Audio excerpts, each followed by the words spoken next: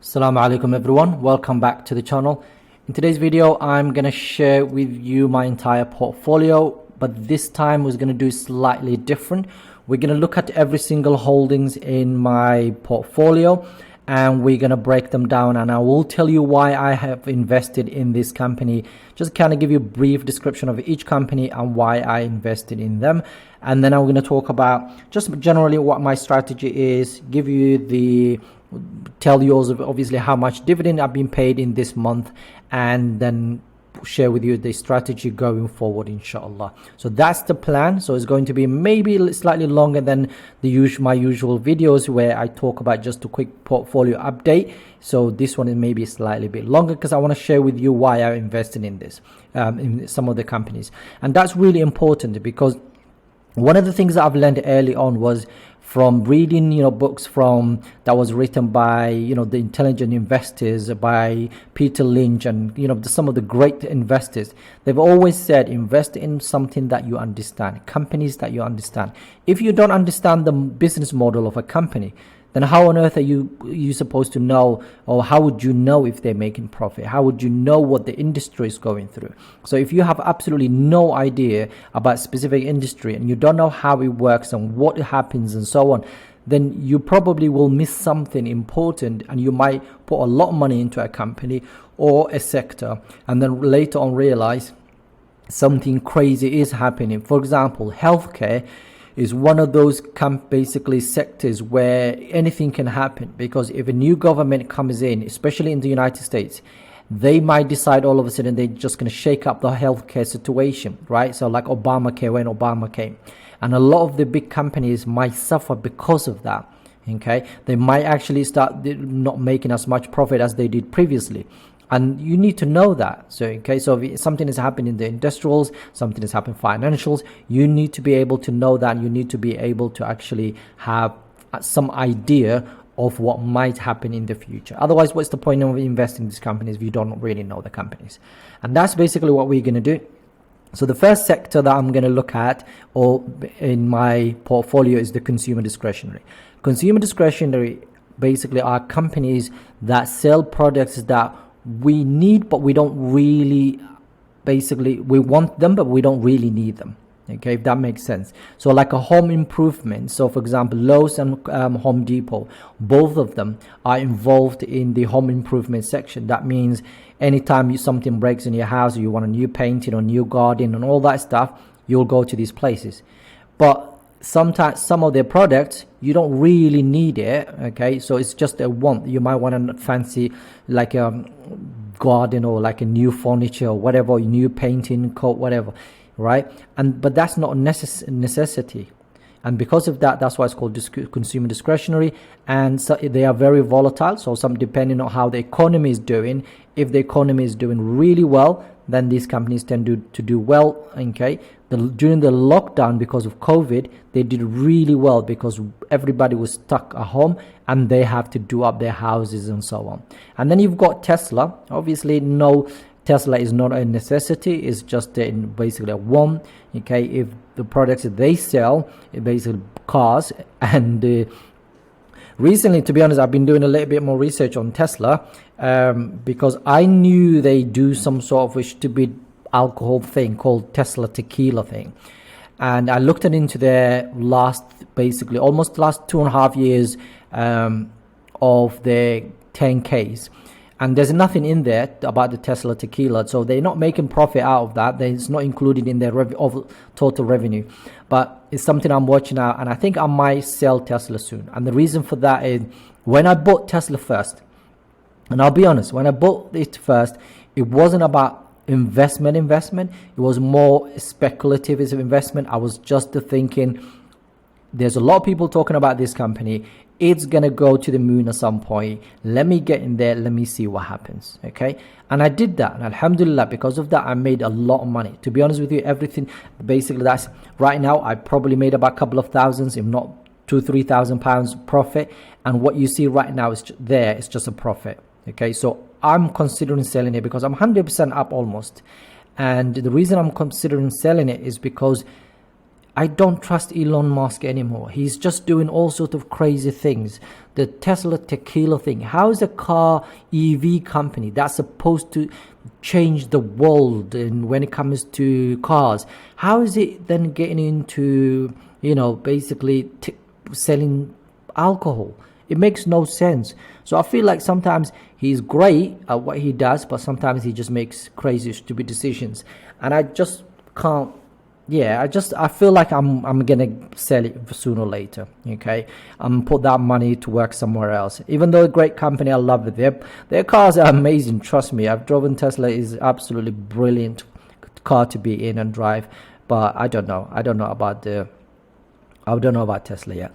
So that is my first section. These two companies are in the home improvement, and Tesla is obviously Tesla, you know about it.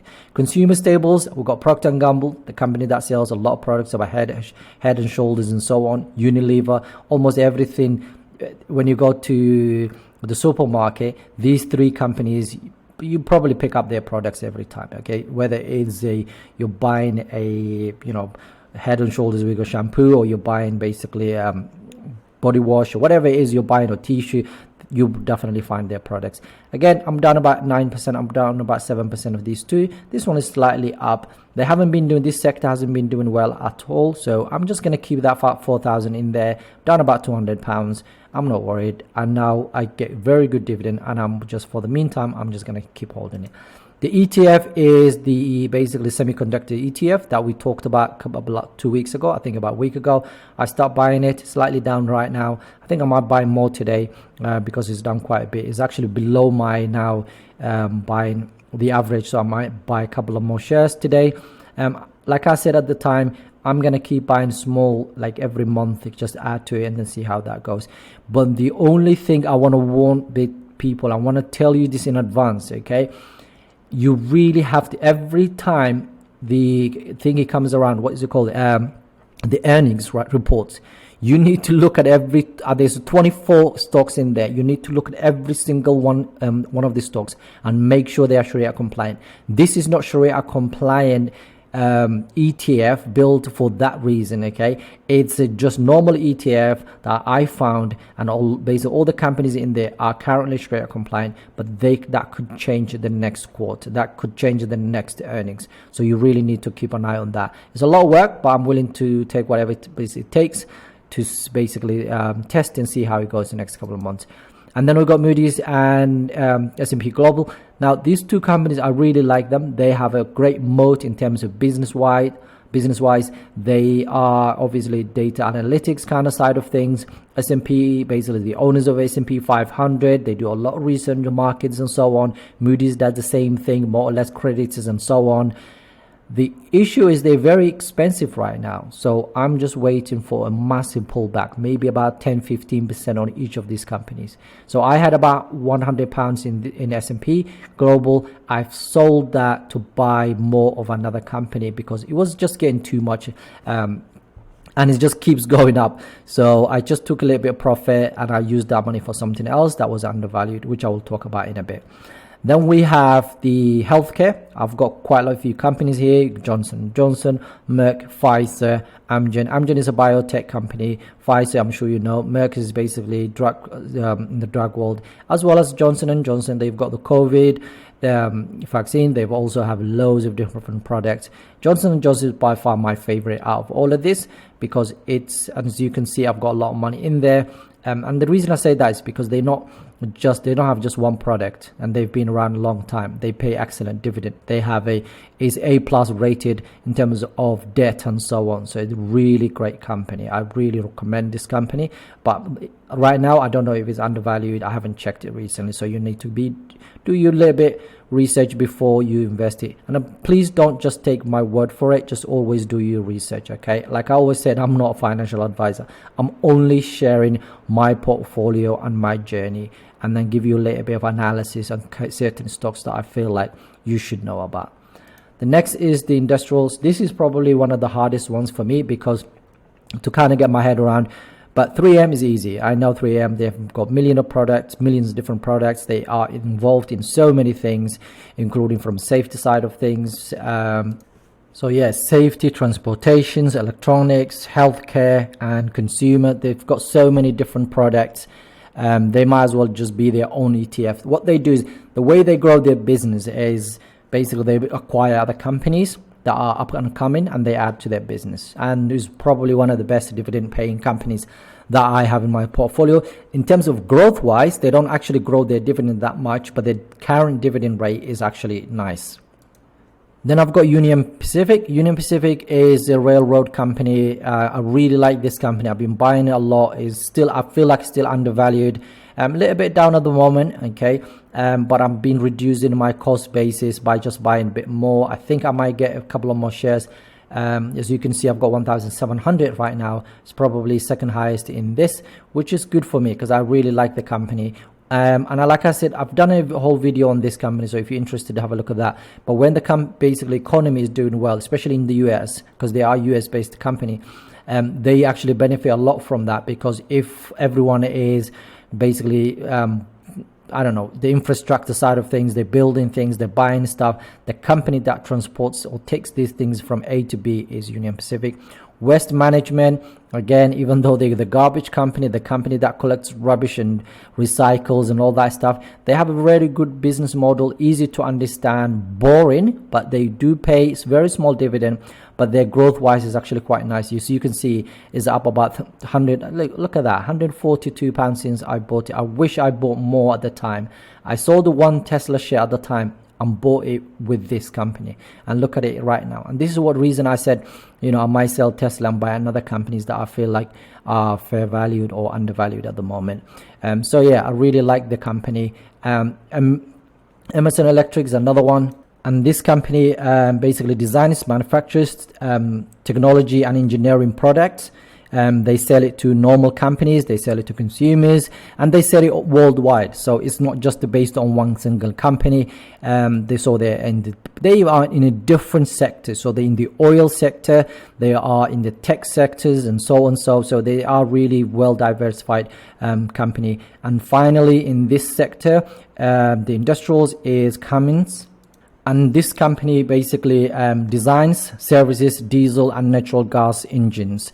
So that not only the basically just normal engines, but they're also doing a lot more kind of renewable energy kind of things, which is quite good to see. But they are one of the oldest companies around, and they pay very good dividend. They are kind of fair valued at the moment. I think I checked a couple of days ago. So I might get a couple of more shares just to make it round it to about £1,000 overall. But I do like this company. I genuinely like the industrial sector because their products are not just normal consumer to consumer. There's a lot of what they work with companies, and there are stuff that we not more or less need, okay. But they do well when the economy is doing really well. So I hope when things start getting better. I mean, a lot of them are up right now, apart from Cummins and Union Pacific, and I think I bought both of them when they were quite expensive, and I've been kind of averaging it down lately. But as you can see, when it comes to, for example, 3M actually, I was up almost 100 something pounds not long ago, but it's been down for the last couple of days. So I might look into it. It might be actually undervalued at the moment, so look into that as well. So the next sector is my favorite out of all of them, the one I really understand, and that is the tech sector. So you've got Microsoft, you've got Apple, you've got Broadcom, you've got Qualcomm, Salesforce, Visa, and HP. HP is very new. I might do a video very quickly, very soon. But yeah, they are great companies. They all pay dividend apart from Salesforce. I really like this. I absolutely love Broadcom. Broadcom is, I've been buying it heavy when it was actually undervalued. It kind of paid off. It's about 8% up right now. So we'll see how that goes. Apple, still have a question mark next to it. I don't know what's going on. There's a lot of, I've been looking at their current basically revenue and stuff, and I feel like sooner or later this company might become non-Sharia compliant for me. Because they're thinking of getting into credit cards. They are coming up with movies and all that stuff from the Apple TV side of things. They're starting now producing their own shows. So once that hits the ground and it basically becomes visible on the revenue side of things, I might get out of Apple. But I really love the business model. I love their company, but I don't really think that will be a good idea for me to invest in. it will be similar to Amazon. I love Amazon, but because of Amazon Prime and the TV side of things and the shows that they've created, there's a lot of content in there that is I'm not comfortable with. Even though according to Islamically, some of those companies like Apple, whatever, Microsoft, Apple and the what's it called, Google, they all are Sharia compliant according to Islamically. Zoya has a questionable, so I have a question mark next to it, and I'm waiting for the time where I find out there's more. Basically, they start making a lot of money from the TV side of things, and that appears in their revenue. Then I'll be out, take my £2,000 out and invest in somewhere else, inshallah. So I'll see how it goes. But right now, this is my favorite sector because I actually understand their business models and it's easy for me to get my head around, whereas the others I have to do a little bit more research. Finally is the material sector. This company is still undervalued. I really like everything here is really down at the moment. But as you can see, I started buying, in fact, it was yesterday, I think I bought more PBG Industrials.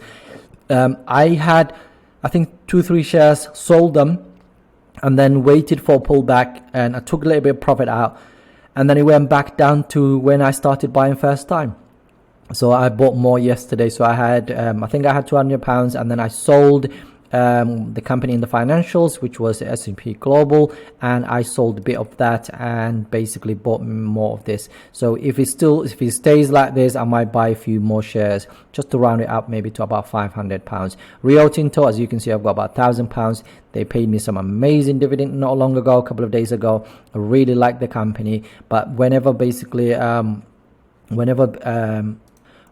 iron ore basically goes down, it goes down with it. So the commodities world is not great at the moment, and because of that, it's really down at the moment. But I'm not sure if I'm going to add more to it, but I might leave it for a couple of months and see how it goes. But yeah, that's overall my whole portfolio, just kind of breaking down into different sectors, everything that I own here. And obviously I have the other companies, so the companies that are in the my other account. So I have a couple of more. So let me quickly show you. I've got Taiwan TSM. So TSM, I've been buying it heavy for the last few months. And as you can see, I've got 12.5 shares at the moment. And that pays me, let me show how much. So they're about £14 in dividend over a period of time. It's down about 5% at the moment. And the other company that I want to show you is in the growth portfolio. So I have CrowdStrike. So CrowdStrike really small at the moment, not much. I think I've got about £25 or something like that, slightly up. And then that's it. That's my overall portfolio, everything you needed to know. And as you can see here, this is how much dividend I've been paid this month. So about £60 in the month of September. My prediction for the next couple of months, if I quickly show you. So no, that's not the one. If we go back here, the calendar. So this month, basically September, is supposed to be the highest that I paid, but October I'm getting about 38, and then gradually it goes up. December is the highest, and next year January, February. But because I'm buying some of the shares, I'm buying basically after the exit dividend days, it doesn't really add up, but roughly I'm getting about $1,000 per year from holding these companies. I'm not doing anything. All I'm doing is buying and holding. And that's it. That's my overall portfolio. That's everything that I own at the moment. And as you can see, one of the total growth for this dividend portfolio, that says portfolio. Yeah, so that is 4% and then 40% for this one. So overall about 44% in total. And as you can see, my dividends target for this year is 1,000. I don't know if I'm going to make it, but I'm going to try. So now going back to my strategy, I'm buying all of these companies every single month. I'm adding to it my portfolio every single week. I'm looking where some of the companies that are undervalued at the moment, and then I buy more of that. And that's my strategy. So every single month, regardless of what has happened in the stock market, whether it's up or down, I put some money in. Okay, normally about £250. So to basically round it up to 1,000 every single month. Some months it will be more. Some months it might be just slightly lower. But because I have got another project going on at the moment, I don't know if I will keep up with £1,000. but we'll see how that goes. But that £1,000 comes from my salary. So every single month I put away 1,000 plus from my salary that I would like to invest in the stock market or other things that I'm doing at the moment. Okay, so that's just me being transparent. I hope you like the videos. I hope you like the transparency. If you have any questions, as always, let me know. If you enjoy the video, please like and subscribe. Tell your friends and families, whatever. I just want to create a community where we share ideas, where you ask me questions. And if you have any suggestions for any companies you would like me to look into it, please let me know. The more we have that kind of thing, the easier it will become for all of us. And inshallah, the more knowledge we can. I'm happy to share my knowledge, but obviously I would expect the same from you guys as well. So help me out so I can help you, inshallah. I hope you have a great day. Assalamu Alaikum.